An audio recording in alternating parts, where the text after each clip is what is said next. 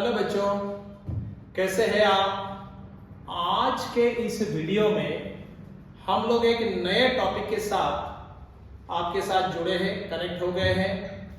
Topic का नाम है ट्रिग्नोमेट्रिक फंक्शन। इसके पहले हम लोगों ने अलग अलग टॉपिक के वीडियो बना के आपको प्रेजेंट किए हैं आपके रेफरेंस के लिए, जिसका आपको बिल्कुल फायदा ही होगा। आपने देखे होंगे, नहीं देखे होंगे तो देख लो।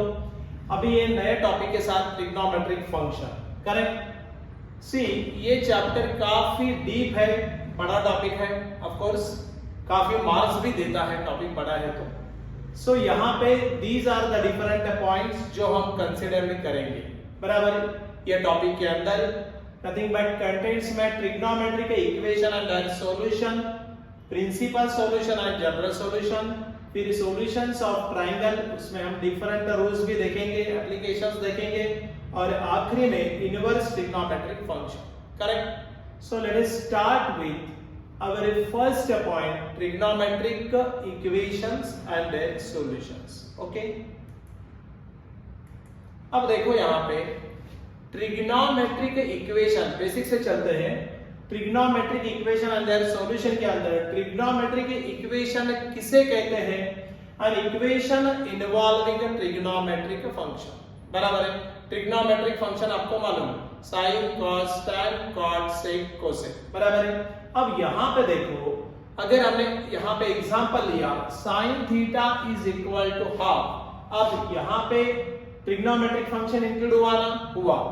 इससे हर एक एग्जांपल में आप देखेंगे तो आपको समझ में आएगा कि ट्रिग्नोमेट्रिक फंक्शन जिसमें इंक्लूड होता है उसको क्या कहते हैं? Trigonometric equation. ये डेफिनेशन आपको कोई भी पूछेगा नहीं, इसीलिए टेंशन लेना नहीं, पर बार बार वो वर्डिंग आएगा तो आपको मालूम होगा कि एग्जैक्टली ट्रिग्नोमेट्रिक इक्वेशन क्या होता है। Okay, proceed to next, solution of trigonometric equation, बराबर है।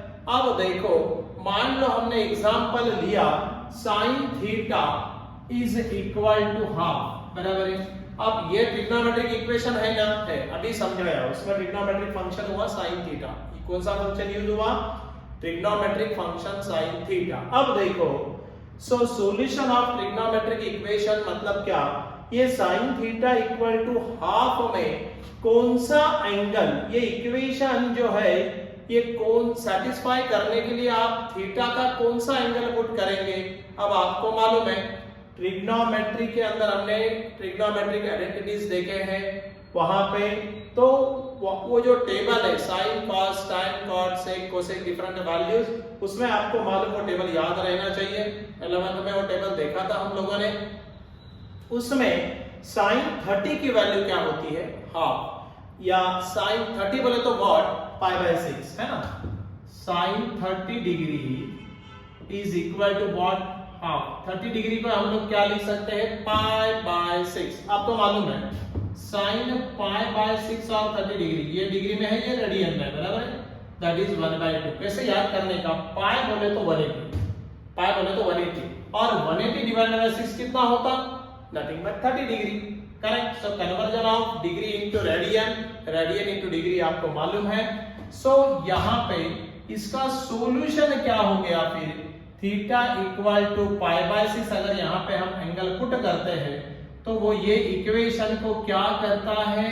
वो ये इक्वेशन को सेटिस्फाई करता है, तो उसको क्या बोलेंगे? Therefore pi by 6 is a solution of trigonometric equation sin theta equal to half. समझ में आया? बहुत सिंपल। ऐसे अलग अलग आपको एंगल याद हो जाएंगे, रहेंगे, याद करने पड़ेंगे, तभी आपको इसको सॉल्व करने में आसानी जाएगी, correct. So let us now proceed to, मतलब आपको ये समझ में आया कि सॉल्यूशन ऑफ ट्रिग्नोमेट्रिक इक्वेशन क्या होता है, करेक्ट। ट्रिग्नोमेट्रिक इक्वेशन क्या होता है। हम नेक्स्ट पॉइंट को चले। अब देखो यहाँ पे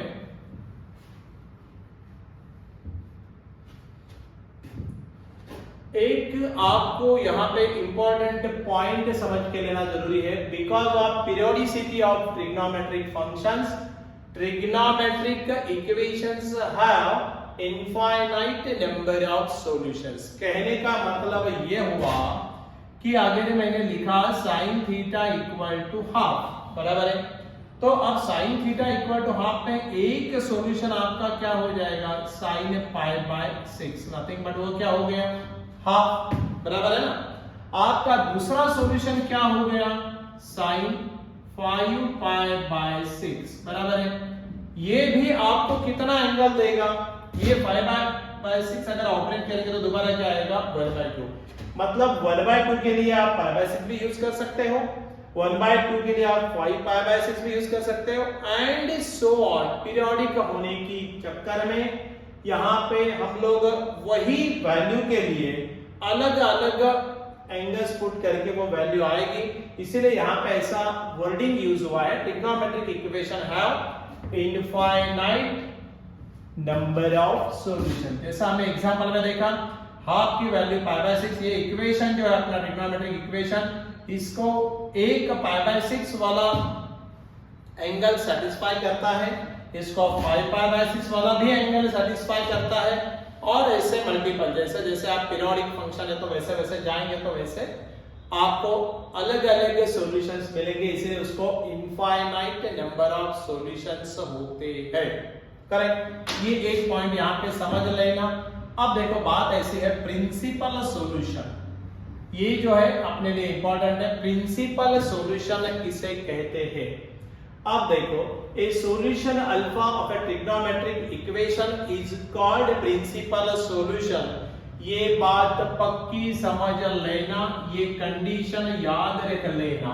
क्या अपना जो एंगल रहेगा वो 2 पाई से क्या होना, लेस, और 0 से बड़ा, और इक्वल टू, ऐसा अगर रहता है वो एंगल अल्फा, तो हम लोग बोल सकते हैं ये रेंज के अंदर अगर आपकी वैल्यू लाई होती है तो हम बोलते हैं कि that is nothing but principal solution. ये ध्यान में पक्का रखना, वो रेंज के अंदर रहा तो ही प्रिंसिपल सॉल्यूशन। पेपर में क्वेश्चन आता है फाइंडिंग आउट या find out the principal solution of, आपको 1 या 2 मार्क के लिए ऐसा छोटा क्वेश्चन निकल जाएगा, तो आपको ये मालूम होना जरूरी है। थोड़ा सा हमने वही एग्जांपल को रिवाइज भी किया है। अब देखो, sin theta equal to half, यही एग्जांपल को अगर हम कंसीडर करेंगे तो यहाँ पे आपको समझ में आएगा, एक सॉल्यूशन इसका क्या था, theta equal to pi by 6, और 100% पाई बाय 6, ये वैल्यू 0 to 2 पाई के बीच में लाई होती है ना, less than 2 pi but greater than और इक्वल टू 0, हाँ, तो पाई बाय 6 एक प्रिंसिपल सॉल्यूशन बोल के बोल सकते हैं आप लोग। अगेन 5 पाई बाय 6, ये भी जो वैल्यू है for sin theta equal to half, इसके लिए आपको आराम से सेटिस्फाई करेगी, तो वही रेंज के अंदर लाए होगी, तो हम बोल सकते हैं कि 5 pi by 6 also principal solution. अब जरा आगे देखेंगे, अगर हम बोलेंगे 13 pi by 6, sin 13 pi by 6, अब देखो ये वाला जो प्रोग्राम है ये भी आपको हाफ वैल्यू देगा। ये जो इक्वेशन है sin theta equal to half, trigonometric equation जो है उसको ये वैल्यू भी क्या करेगी, सेटिस्फाई करेगी, बराबर है। बट ये वैल्यू सेटिस्फाई करेगी, लेकिन ये वैल्यू प्रिंसिपल वैल्यू या प्रिंसिपल सॉल्यूशन नहीं कहलाएगा। क्यों? क्योंकि 13 पाई बाय 6 ये वैल्यू ये रेंज के अंदर लाई नहीं होगी, वो रेंज के बाहर जा रही है। कैसे देखो ना, पाई बाय 6 आपको ये बताया था, पाई या तो याद करना पड़ेगा आपको, पाई बाय 6 बोले तो कितना एंगल होता, 30 डिग्री, बराबर है। अब ये 30 मल्टीप्लाई बाय 13 है ना, ये एंगल कितना हो गया 30। आपको समझाने के लिए हम ऐसा बोल सकते हैं कि ये 30 डिग्री मल्टीप्लाई बाय 13 अगर करेंगे तो कितना आएगा 390 डिग्री, और 390 डिग्री ये डेफिनेटली 360 डिग्री से कैसा है, बड़ा है। और आपको मालूम है 2 पाई बोले तो 360 डिग्री, 1 पाई बोले तो 180, तो 180 से छोटा वाला एंगल होता तो हम उसको क्या बोलते हैं कि that is the principal solution. So 13 pi by 6 is not a principal solution, वो सॉल्यूशन है। sin theta equal to half का वो सॉल्यूशन 100% है, बट वो प्रिंसिपल सॉल्यूशन नहीं है। समझ में आ रही है बात? ये थोड़ा चैप्टर को जरा ज्यादा कंसंट्रेशन लगाना, राइट। सो और मार्क्स अच्छे देता है। सो ये 13 पाई बाय 6 इज सॉल्यूशन है but not a principal solution. मेरे ख्याल से ये कंसेप्ट आपको क्लियर हो गया होगा कि प्रिंसिपल सॉल्यूशन किसे कहना है, खाली सॉल्यूशन किसे कहना है। इनफाइनाइट नंबर ऑफ सॉल्यूशन बोले तो वो कितने भी सॉल्यूशन हो सकते हैं बिकॉज ऑफ पीरियोडिसिटी, करेक्ट। चलो अभी हम थोड़ा सा आगे जाएंगे।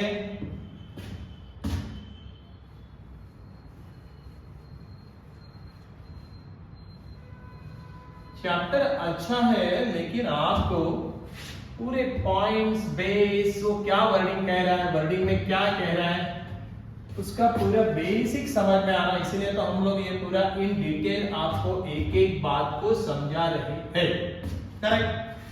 चलो नेक्स्ट इसको हम जाएंगे। अब देखो एक एग्जांपल लेते हैं तो आपको उससे और आइडिया क्लियर होगा कि पेपर में कैसे क्वेश्चंस आते हैं, आपको ये क्वेश्चंस को कैसे सॉल्व करना है। समझ में आया क्या? सो अभी हम लोग इसको देखेंगे। देखो अभी ये प्रॉब्लम को हम सॉल्व करेंगे। Find the principal solution of sin theta equal to 1/√2, बराबर है। अब मेरे को बोलो प्रिंसिपल सॉल्यूशन की बात कर रहा है, करेक्ट। sin थीटा की वैल्यू 1/√2 मैंने तो पॉजिटिव दी है। नाउ एज वी नो, आपको मालूम है sin theta is equal to 1/√2। अब ये जो आपका ट्रिग्नोमेट्रिक इक्वेशन है इसको कौन सा एंगल या which value satisfies to this equation. अब ये तो आपको भी मालूम है कि सर यहां पे अगर आप sin π/4 डालेंगे तो 100% ये इक्वेशन को वो क्या करेगी, सेटिस्फाई करेगी ना। sin π/4 की वैल्यू कितनी आती है, sin π/4 की वैल्यू आती है 1/√2 और डेफिनेटली आपका ये जो π/4 है ये क्या है, ये एंगल डेफिनेटली रेंज में है ना 100%। π/4 ये 0 से बड़ा है और 2π से छोटा है। समझ में आ रहा है कि आपको मैं क्या कह रहा हूं, correct. So π/4 is a principal solution, π/4 is a principal solution. π/4 ये प्रिंसिपल सॉल्यूशन हुआ। तो क्या इसमें एक ही प्रिंसिपल सॉल्यूशन हुआ क्या, कोई और प्रिंसिपल सॉल्यूशन नहीं होगा क्या? होगा ना। कैसे करेंगे आप देखो। सो बाय अलाइड एंगल फार्मूला। अब आपको मालूम होना allied angle, compound angle, multiple angle, सब मल्टीपल एंगल, ये सब हमने 11th में देखा है। जितना लगेगा मैं यहाँ पे बता भी दूंगा, उसमें कोई टेंशन लेने का काम नहीं। अलाइड एंगल फार्मूला में थोड़ा सा इसे सोचना, sin थीटा पॉजिटिव कौन से क्वाड्रेंट में होता है, sin theta positive first quadrant में होता, फर्स्ट क्वाड्रेंट में सारे ही पॉजिटिव होते हैं। सेकंड क्वाड्रेंट में sin एंड sin का रेसिप्रोकल, बराबर है, दैट इज अ कोसेक, ये दोनों वैल्यू पॉजिटिव रहती है, बराबर है। In third quadrant of course आपको मालूम है थर्ड क्वाड्रेंट में क्या पॉजिटिव रहता है, tan एंड tan का रेसिप्रोकल cot, और फोर्थ क्वाड्रेंट में क्या पॉजिटिव रहता है, cos एंड cos का रेसिप्रोकल sec। ये पक्का याद रखने का। तो ये इस टाइप के प्रॉब्लम जब आपको एमसीक्यू में आएंगे तो फटाफट आप ऑप्शन देख के सॉल्व कर सकते हैं, करेक्ट। आपको कैलकुलेशन करने की भी जरूरत नहीं पड़ेगी, वो याद रहेगा सब कि कौन से क्वाड्रेंट में कौन पॉजिटिव है। अब देखो बाय अलाइड एंगल फार्मूला अगर हम बात करेंगे यहाँ पे तो आपको मालूम है सेकंड ये sin थीटा पॉजिटिव कौन से क्वाड्रेंट में बोला, first. Again in which quadrant, second quadrant में वो पॉजिटिव रहता है, बराबर है क्या नहीं है, 100% बराबर है। Nothing but what, sin theta is equal to, हम ऐसे लिख सकते हैं क्या, sin पाई माइनस थीटा। हाँ आराम से लिख सकते हैं। देखो ना आपको एक बात समझाओ, ये पूरा मैं रिपीट कर रहा हूं कि ये जो अलाइड एंगल्स फार्मूला कैसे चलते हैं, देखो फटाफट समझ में आया तो अगर sin cos tan cot sec cosec, बराबर है। अगर वो मल्टीपल ऑफ पाई है ना, अगर वो मल्टीपल ऑफ पाई है तो sin का sin ही रहता, cos का cos ही रहता, tan का tan ही रहता, cot का cot ही रहता, sec का sec ही रहता और cosec का cosec ही रहता है। बट अगर वो मल्टीपल ऑफ पाई बाय 2 है, क्या है, अगर वो मल्टीपल ऑफ पाई बाय 2 है तो साइन का होता कॉस, कॉस का होता साइन, टैन का होता कॉट, कॉट का होता टैन, सेक का होता कोसेक, कोसेक का होता सेक। ये बात 100% पक्की समझ लेना, याद रखना। अब देखो sin theta equal to sin pi minus theta, क्योंकि pi minus theta lying in which quadrant, पहले तो multiple of pi, sin remains sin, और pi minus lying in which quadrant, second quadrant, second quadrant में sin positive, तो दोबारा क्या है sin theta. अब अपने को मालूम है कि sin, अपने को थीटा हमने पहला एंगल बनाया, कौन सा एंगल बनाया, ये ट्रिग्नोमेट्रिक इक्वेशन को सेटिस्फाई करने के लिए जो एंगल यूज हुआ कौन सा हुआ, pi by 4। So pi by 4 is nothing but principal solution बताया, वो रेंज में लाया हुआ है, तो हम यहां पे लिखेंगे पाई by 4, nothing but sin pi minus pi by 4। सही है, यहां पे थीटा की जगह में क्या पुट कर रहा हूं, फिर ये पाई माइनस पाई बाय 4। ये क्या ऑपरेट होगा यार, ये ऑपरेट कैसे होगा, देखो 4 पाई, एलसीएम कितना आया 4, 4 पाई माइनस पाई कितना लिखो 3 pi by 4, correct, nothing but sin pi by 4 equal to sin 3 pi by 4, चलेगा। और 100%, अब देखो ये जो 3 पाई बाय 4 है आपका, 3 पाई बाय 4 ये वैल्यू भी अपने कंडीशन के अंदर लाया हो रहा है क्या नहीं, हाँ, अरे 3 पाई बाय 4 बोले तो कितना एंगल हो गया 135 डिग्री, 1 पाई बाय 4 कितना होता 45, 45 मल्टीप्लाई बाय 3 कितना हुआ 135, 135 डेफिनेटली 360 से कम है, 0 से ज्यादा ग्रेटर देन और इक्वल टू है, तो सॉल्व टाइप का 3 pi by 4, therefore 3 pi by 4 is a principal solution, correct. समझ में आ रहा है कि आपको कैसे हम बता रहे हैं, तो प्रिंसिपल सॉल्यूशन अब आप निकाल सकते हैं, कोई भी वैल्यू का आपको ट्रिग्नोमेट्रिक इक्वेशन दिया जाएगा, कंडीशंस देखते रहना और वैसे ही ऑपरेट भी कर देना, बराबर है। सो फाइनली कितने प्रिंसिपल सॉल्यूशन आए, therefore pi by 4 and 3 pi by 4 are the principal solution,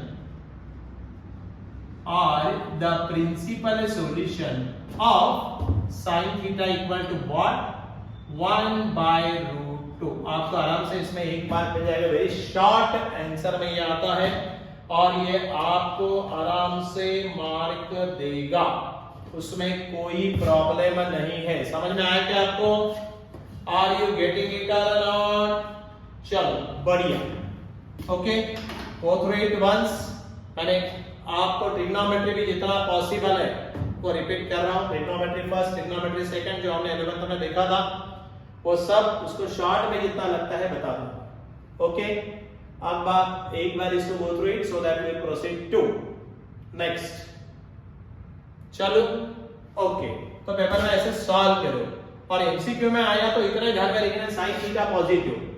अब बाकी कोई भी क्वाड्रेंट अगर आप लेंगे पाई प्लस लेंगे तो वो थर्ड क्वाड्रेंट होगा, थर्ड क्वाड्रेंट में साइन क्या है नेगेटिव, 2 पाई माइनस लिया तो वो कौन सा क्वाड्रेंट है फोर्थ क्वाड्रेंट, फोर्थ क्वाड्रेंट में साइन क्या है नेगेटिव, अपने को तो पॉजिटिव चाहिए, तो इसलिए ये दो ही क्वाड्रेंट होंगे फर्स्ट एंड सेकंड, जिसमें आपको प्रिंसिपल सॉल्यूशन मिलेगा जो ये रेंज के अंदर लाई करता है, ओके। चलो अब देखो हम आगे चलेंगे,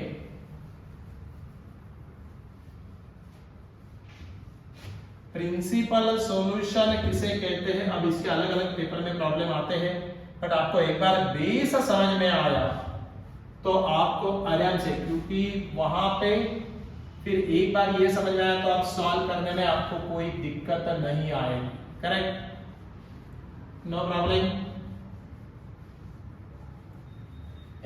हम लोग अभी आगे जाएंगे,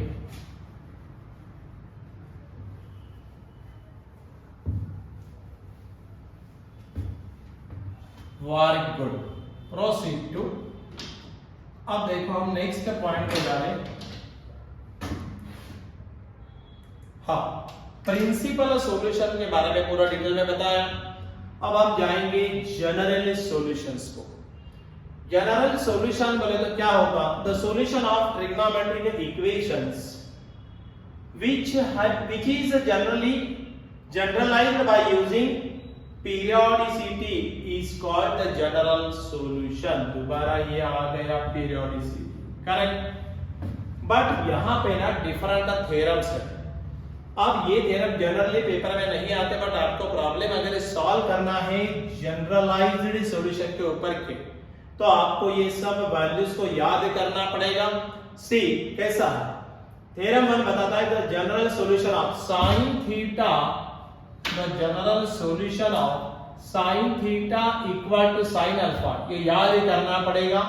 theta equal to n pi plus minus raise to n into alpha, where n belongs to z। z क्या इंडिकेट करता है सेट थ्योरी में y, z is nothing but set of integers, करेक्ट। थ्योरम 2 बताता है general solution of cos theta equal to cos alpha. cos theta equal to cos alpha का general solution क्या होगा, याद करना पड़ेगा। Theta equal to 2n pi plus और माइनस अल्फा, सही। अब देखो तीसरा थ्योरम बताता है the general solution of tan theta equal to tan alpha, क्या है, theta equal to n pi plus alpha. तो ऐसे प्रॉब्लम अगर पेपर में आते ये फंक्शन के साथ, तो उसका जनरल सॉल्यूशन क्या होता, ये आपको याद करना पड़ेगा, इसलिए उसको ब्रैकेट डाल के दिया है। इसके लिए ये जनरल सॉल्यूशन थ्योरम 1, इसके लिए ये general solution, tan theta equal to tan alpha के लिए ये जनरल सॉल्यूशन। समझ में आया? हम प्रॉब्लम में लेके दिखाएंगे आपको, वो चक्कर में नहीं है, वो प्रॉब्लम नहीं है, बट आपको ये याद करना पड़ेगा। ओके, आगे चलेंगे। देखो अभी थ्योरम 3 तक आ गए। थ्योरम 4 में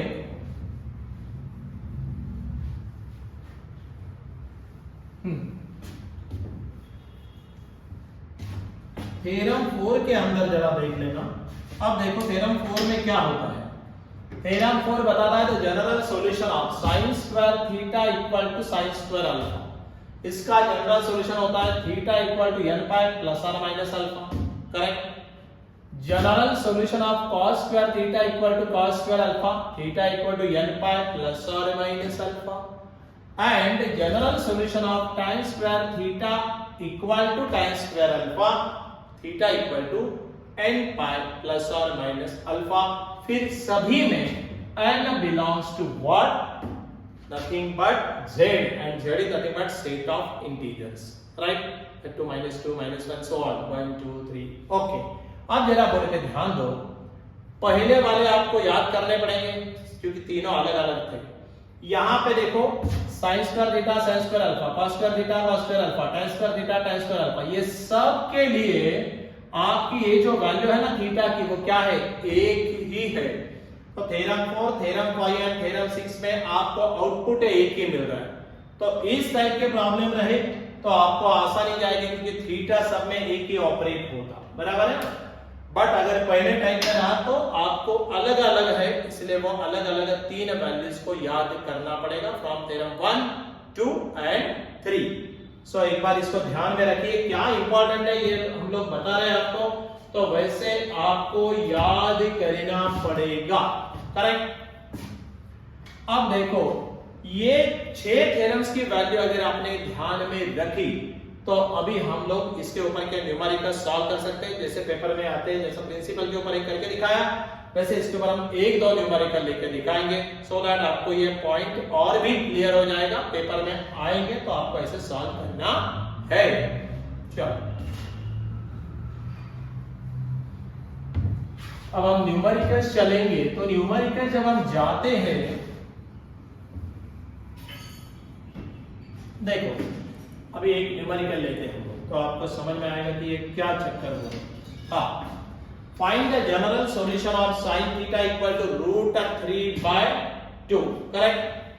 अब देखो आपको जनरल, पहले हमने प्रिंसिपल सॉल्यूशन बनाया, अब हम जनरल सॉल्यूशन बना रहे हैं। ध्यान में रखना कि प्रॉब्लम में पूछा क्या, प्रॉब्लम ध्यान से पढ़ा करो, ध्यान से पढ़ेंगे तभी आपको समझ में आएगा। तो वहां पे हो जाती है गड़बड़। क्या दिया आपको, sin theta is equal to √3/2, ये तो गिवन है, बराबर है।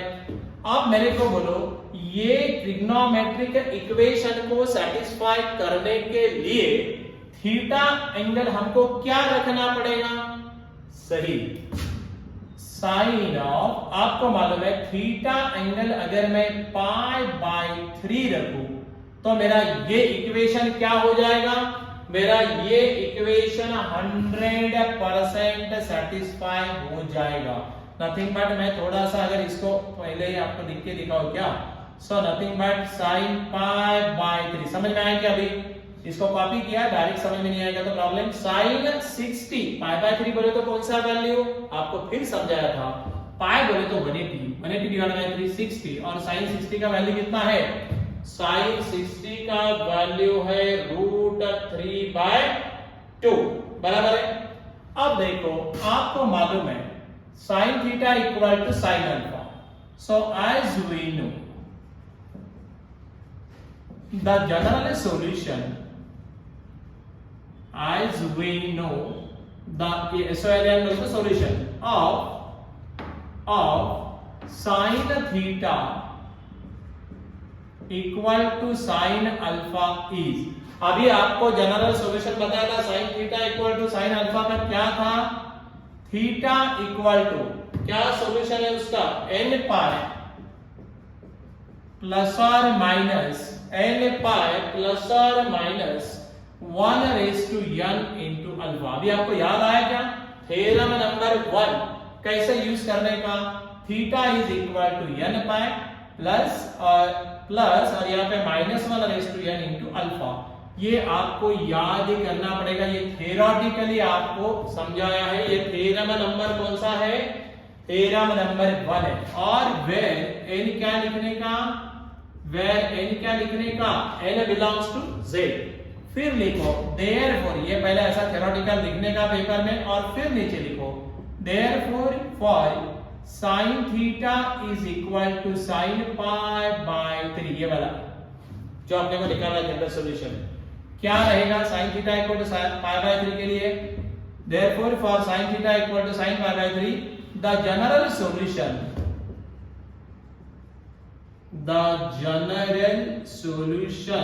is क्या रहेगा, थीटा इक्वल टू n पाई बराबर है प्लस -1/n, और अल्फा क्या होगा, थीटा इक्वल टू अल्फा। सो अपने केस में क्या होगा, थीटा इक्वल टू अल्फा क्या है, पाई बाय 3। तो यहाँ पे अल्फा की जगह हम क्या पुट करेंगे, अल्फा की जगह हम क्या पुट करेंगे, पाई बाय 3। समझ में आया क्या, theta equal to n pi -1/n alpha में हम यहाँ पे sine theta equal to sine alpha, अपने केस में sine theta equal to sine pi by 3, so nothing but theta equal to alpha. So alpha की वैल्यू क्या हो गई यहाँ पे, pi by 3, where n belongs to what, z। अगर आप ऐसा लिखते हो तो आपको 100% पूरे मार्क्स मिलेंगे। गेटिंग इट और not? So the general solution निकालने को बोला तो क्या करने का, ये पहले लिखने का, लिखने के बाद कौन सी वैल्यू साइन की, इधर की साइन है तो दोनों तरफ साइन होगा ना, साइन साइन। देखो जनरलाइज सॉल्यूशन कैसा है, sine theta sine alpha, cos theta cos alpha, tan theta tan alpha, बराबर है ना, पहले 3 थ्योरम में। सो कौन सी वैल्यू आपकी साइन की, ये वाला कौन सी वाली वैल्यू साइन की, कौन सा एंगल साइन का, आपको ये वाली वैल्यू देंगी, ये देखने का, और वहां से उसको फाइनलाइज कर सकते हैं। करेक्ट चलेगा, एक बार go through it. This is nothing but the answer, very simple. Generalize solution कोई ज्यादा मुश्किल बात नहीं है, खाली आपको इतना ही देखना पड़ेगा कि यार इसको ऑपरेट कैसे करते हैं, है ना। करेक्ट, चलो ये प्रोसीड टू नेक्स्ट प्रॉब्लम। चलो अब देखो और एक प्रॉब्लम, ये थ्योरम नंबर 1 2 3 के हिसाब से एक प्रॉब्लम लिया। अब थ्योरम नंबर 5 4 5 6 के ऊपर एक बेस प्रॉब्लम लेंगे, तो आपको दोनों प्रॉब्लम की प्रैक्टिस हो जाएगी। फिर हम लोग आराम से, आपको इससे अंदाज आएगा कि यार हाँ ये कंसेप्ट ऐसा है, ये प्रिंसिपल सॉल्यूशन इसे कहते हैं, जनरल सॉल्यूशन ऐसे निकालते हैं। उसके लिए अपने को 6 थ्योरम के रिजल्ट याद करने पड़ेंगे। जनरली वो थ्योरम पेपर में कोई पूछता नहीं है, सो उसको इतना इंपॉर्टेंस नहीं है, आपको याद होगा। जो थ्योरम इंपॉर्टेंट है मैं खुद ही बोलता हूँ कि ये थ्योरम आप प्रिपेयर करो, करेक्ट है कि नहीं। बट यहाँ पे वैसा कोई जरूरी नहीं है, तो आपको थ्योरम प्रिपेयर करने की जरूरत नहीं है। जनरली। अब देखो यहाँ पे फाइंड द जनरल सॉल्यूशन, फिर दोबारा। अब क्या दिया इक्वेशन, आपको इक्वेशन दिया 4 cos square theta is equal to 1, सही है। अब देखो cos square theta is equal to 1/4, सही है, बिल्कुल सही है। ये तो ऐसे लिखे क्या, cos square theta is equal to 1/2 का स्क्वायर, बिल्कुल लिख सकते हैं। अब मेरे को ये बोलो cos की कौन सी एंगल जो है वो आपको 1/2 वैल्यू देगी, cos की कौन सा एंगल आपको 1/2 वैल्यू देगा। आपको मालूम है sin 30 एंड cos 60 वैल्यू आती है 1। आपको नहीं मालूम तो मैं यहाँ पे लिख दो, cos ऑफ π/3 की वैल्यू आती है 1/2, cos 60, π/3 नथिंग बट cos 60, बराबर है। तो यहाँ पे हम क्या करेंगे, cos π/3 और उसका स्क्वायर वर्ड, आपको मालूम है ये स्क्वायर हम अंदर दे सकते हैं। So cos square theta is equal to cos square π/3। Steps ध्यान से देख लो सो दैट आपको प्रॉब्लम नहीं आना, करेक्ट, यहां तक दिक्कत नहीं है आपको। चलो we proceed to and therefore the general solution, फिर पहले क्या लिखने का, and therefore the general solution of किसका, cos स्क्वायर, ये फंक्शन कौन सा है, cos है ना, so cos square theta equal to cos square alpha is क्या है जनरल सॉल्यूशन। आपको बोला था थ्योरम नंबर 4, 5 एंड 6, ये सबका थीटा का वैल्यू क्या रहता है, सबका थीटा का वैल्यू एक ही रहता है, n पाई प्लस और minus alpha, again where n belongs to z। याद है क्या आपको, सी वो थ्योरम कैसे अप्लाई करना है ये बता रहा हूं मैं, आपको समझ में आ रही है बात। The general solution of cos square theta equal to cos square alpha is theta equal to n pi plus और माइनस अल्फा।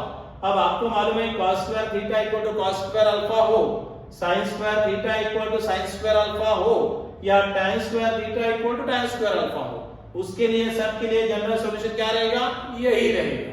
ये बहुत सिंपल है, स्क्वायर वाला आया तो आपको ज्यादा दिमाग को काम नहीं, एक ही इक्वेशन याद किया तो काम होने वाला। अब अपने केस में क्या होगा, देयरफॉर ये हमने थ्योरेटिकली पहले पेपर में लिख देना और फिर अपने प्रॉब्लम के लिए क्या लिखना, therefore the general solution of अपना क्या है, cos square theta equal to cos square theta equal to what, cos square π/3 is, अब देखो cos square theta equal to cos square alpha है ना, cos square theta equal to क्या, cos square alpha, तो theta equal to alpha, बराबर, is theta equal to n pi plus और minus alpha की जगह क्या वैल्यू पुट करने की अपने को, अल्फा की जगह क्या वैल्यू पुट करने की है, π/3। समझ में आ रहा है कि नहीं आ रहा है आपको, अरे वैल्यूज कैसे पुट कर रहे हैं, समझ में आ रहा है क्या नहीं आ रहा है, where n belongs to what, z, और यही आपका क्या रहेगा, रिक्वायर्ड जनरल सॉल्यूशन, सही। अब इस टाइप के जो प्रॉब्लम्स होते हैं इसको आपको ऐसे ही सॉल्व करना पड़ता है। अब आपको मेथड समझ में आ गई, इसमें क्या इंपॉर्टेंट है, पहले पॉइंट में ये समझ में आया तो आपको ये 6 थ्योरम है, 6 थ्योरम के आपको वैल्यूज याद करने हैं थीटा की जनरल सॉल्यूशन के लिए, बराबर। प्रिंसिपल सॉल्यूशन किसे कहते हैं ये आपको बताया, पहले 3 थ्योरम के ऊपर एक प्रॉब्लम लिया और नेक्स्ट वाले 3 मतलब 4, 5, 6 के ऊपर एक लिया, तो आपको आइडिया आया होगा, करेक्ट। इससे आप अभी खुद का नॉलेज से आराम से ये फॉलो करके प्रॉब्लम्स को सॉल्व कर सकते हैं, अलग अलग थ्योरम के, जनरल सॉल्यूशन हो या प्रिंसिपल सॉल्यूशन हो। समझ में आया क्या आपको? सो यहाँ पे इस वीडियो में हमने पहले पॉइंट को आपको क्लियर किया है, जो आपका पहला पॉइंट था कंटेंट में हमने जो अभी देखा, करेक्ट।